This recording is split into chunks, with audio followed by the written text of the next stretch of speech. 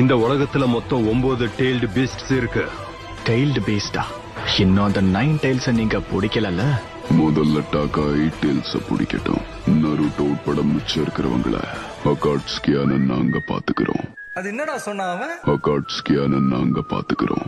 முடிஞ்சத்தோட சொல்றா பாப்போம்.